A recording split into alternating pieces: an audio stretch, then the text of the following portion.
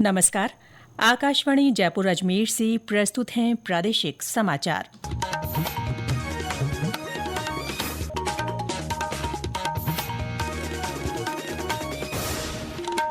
मुख्य समाचार। जीएसटी परिषद ने 4 स्लैब को घटाकर 2 किया, 5 और 18% की स्लैब बरकरार रखी। परिषद के निर्णयों से आम जन के काम आने वाली रोजमर्रा की वस्तुएं सस्ती होंगी। प्रधानमंत्री नरेंद्र मोदी ने जीएसटी दरों में किए गए अगली पीढ़ी के सुधारों की सराहना की। मुख्यमंत्री भजनलाल शर्मा ने परिषद के फैसलों को ऐतिहासिक बताया। केंद्रीय जनजातीय कार्य मंत्री जुएल ओराम आज कोटा दौरे पर। केंद्रीय स्वास्थ्य मंत्री जेपी नड्डा का जोधपुर पहुंचने का कार्यक्रम। और प्रदेश में पिछले 24 घंटों में करीब 16 शहरों में मध्यम से भारी बारिश दर्ज। पूर्वी और दक्षिण पूर्वी भागों में मध्यम से भारी और कहीं कहीं अति भारी बारिश का पूर्वानुमान।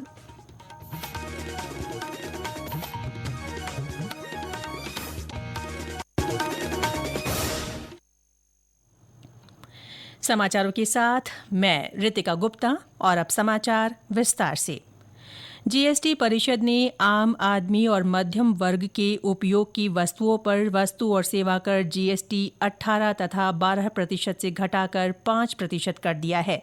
अप्रत्यक्ष कर ढांचे को युक्ति संगत बनाते हुए परिषद ने वर्तमान 4 स्लैब को घटाकर 2 कर दिया है। 12% और 28% की दर को समाप्त कर दिया गया है, जबकि 5% और 18% की स्लैब को बरकरार रखा गया है।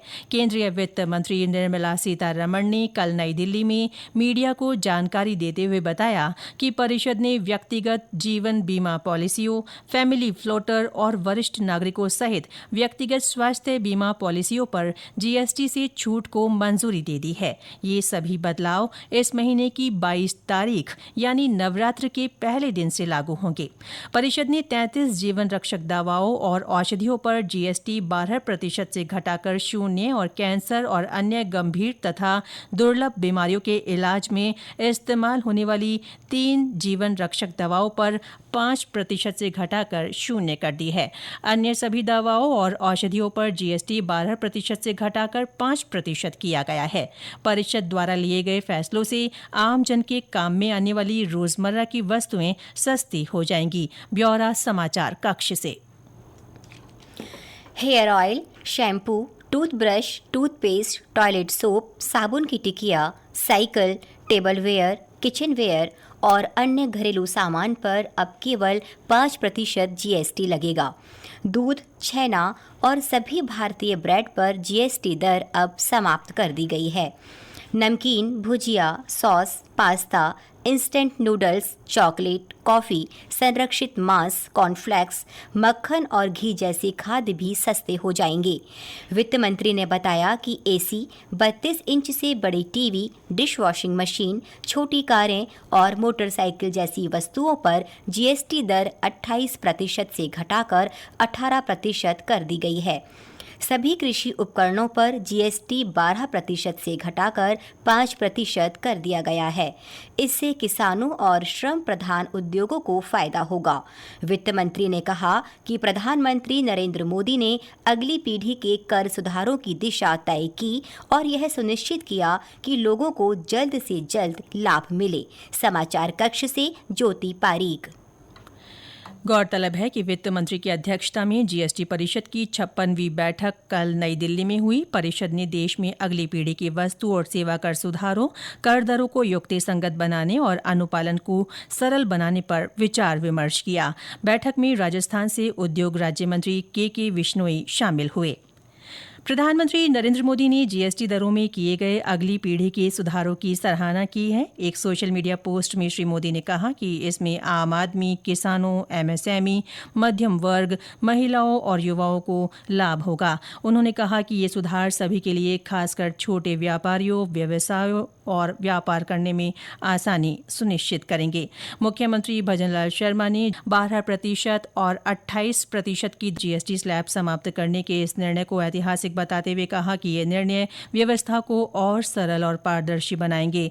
उन्होंने प्रधानमंत्री और वित्त मंत्री का आभार व्यक्त किया।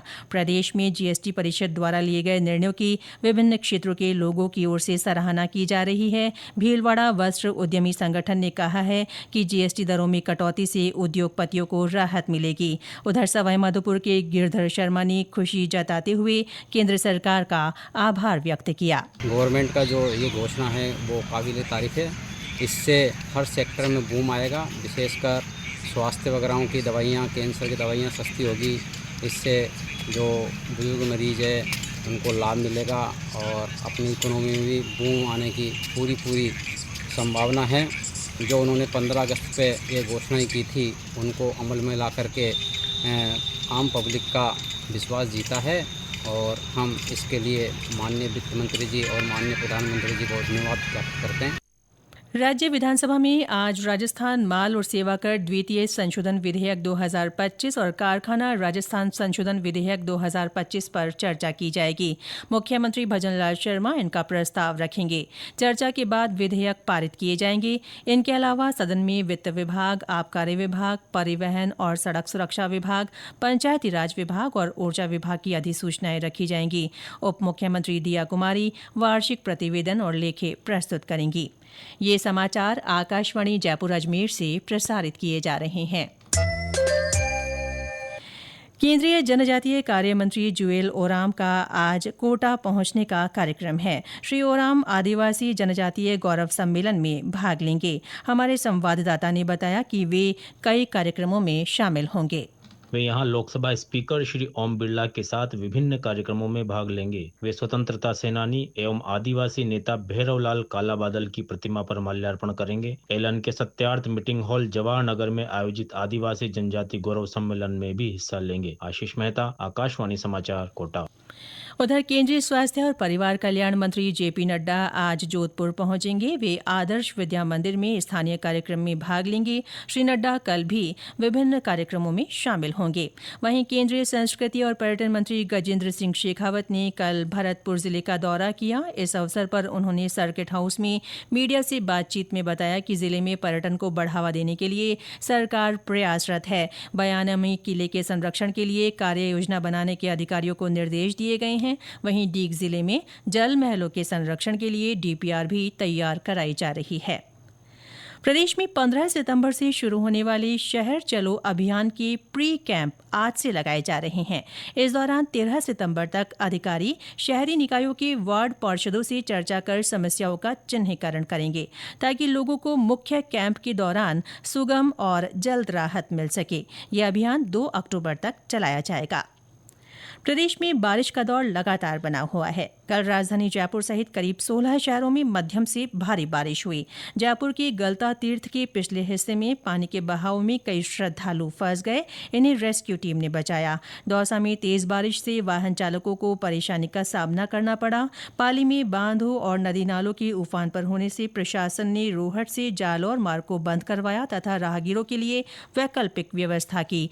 धौलपुर में चंबल नदी का जलस्तर खतरे के निशान से ऊपर पहुंच गया है। लगातार हो रही बारिश के कारण निचले स्थानों पर जल भराव की स्थिति बनी हुई है। झुंझुनू में एक मकान की छत गिर गई। मलबे में दबने से एक व्यक्ति की मृत्यु हो गई। सिरोही में देर रात कई जगह बारिश हुई।